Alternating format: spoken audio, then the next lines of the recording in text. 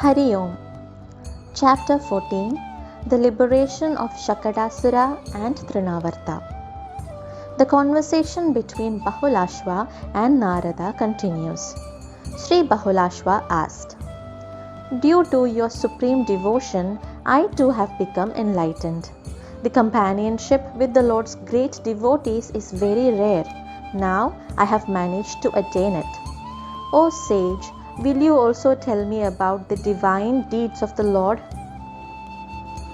Sri Narada said, "O king, as a devotee of Lord Krishna, you have asked a very good question. The association with saintly beings brings happiness and prosperity to everyone. On Krishna's birthday, Nanda Gopa invited the Gopas and Gopikas to his home.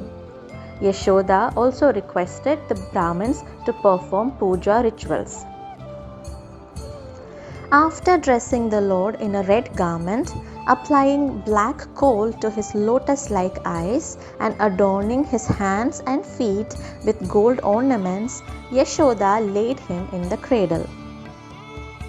Engrossed in household chores and attending to guests, Yashoda was unable to hear her son's cries. On that occasion, the demon Ulkaja, sent by Kamsa, arrived there. Ulkaja had only a body made of air. Near the cradle where Sri Krishna was laid, there was a cart filled with milk, butter, and other items. Ulkaja climbed on it with force and tried to push it towards Krishna's body. However, Krishna gently kicked his foot on the cart. The cart broke into pieces. Leaving his body made of air, the demon acquired a divine form.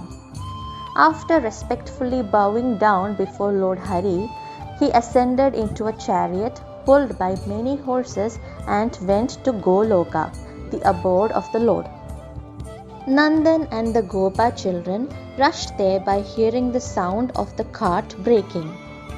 Nandan asked the children, "How did this cart fall?" One of the children said, "When the baby cried for milk, his foot hit the cart. That's how it fell over." No one could believe their ears. Yashoda held the baby in her lap. Fearing it might be a ghostly affliction, Yashoda requested the Brahmins to perform a protective yajna as a remedy. In response to Sri Bahulashva's question, Narada described the previous history of Ulkaja. One day, Ulkaja, the son of Hiranyaksha, went to the hermitage of sage Lomasha and destroyed some trees. Seeing this, the infuriated sage cursed him to become bodiless. Just as an old snake's skin sheds, the demon's body fell apart due to the curse. Feeling remorseful at this, the demon wept and fell at the sage's feet and pleaded, "O great sage, please show some mercy to me. I was unaware of your powers.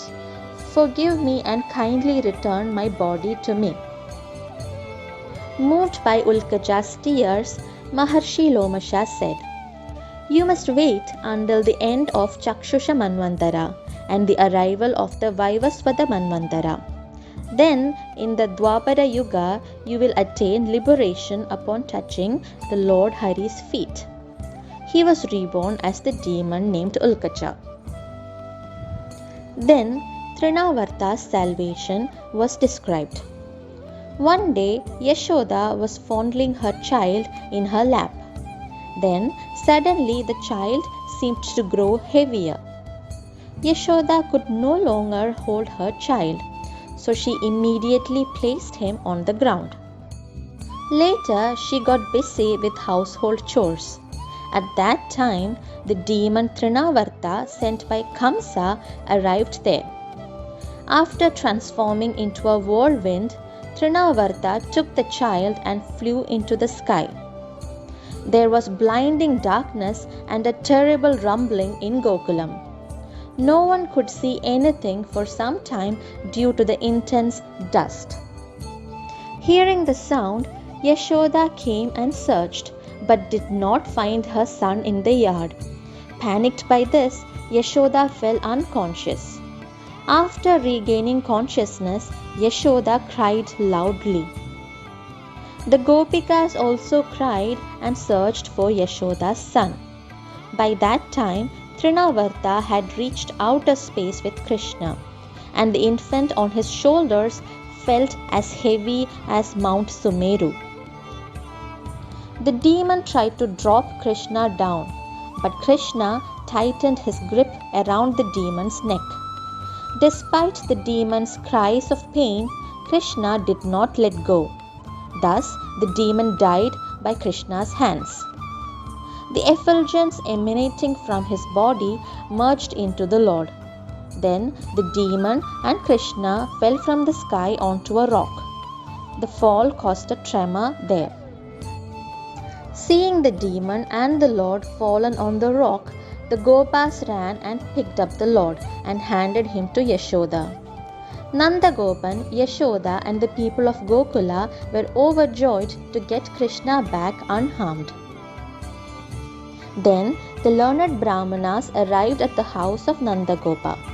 Nanda and Yashoda worshipped them. Pleased with this, the Brahmanas performed rituals and other protective ceremonies for the long life of the child. As a token of gratitude, Nanda Gopa gave the Brahmins 1 lakh cows, 1 million gold coins and many clothes. After the great Brahmins left, Nanda Gopa invited other Gopas and Gopikas and honored them with food and clothing. In response to Sri Bahulashwa's question, Narada described the previous history of Trinnavarta. In the land of Pandya, there was a king named Sahasraksha. He was a devotee of Lord Vishnu and was very righteous. One day, the king was enjoying himself with many women on the bank of the Narmada. On that occasion, great sage Durvasa arrived there, but the king did not honor the sage. Enraged at this, the sage cursed Sahasraksha to become a demon. Realizing his mistake, the king wept and fell at the sage's feet and begged for forgiveness. The sage then told him that he would attain liberation upon being touched by Lord Krishna. Here ends the 14th chapter of the first Khanda. Hari Om. If you like our content, please subscribe to our channel. We have an ebook version of Garga Samhita stories available on Amazon. Link is provided in the description box.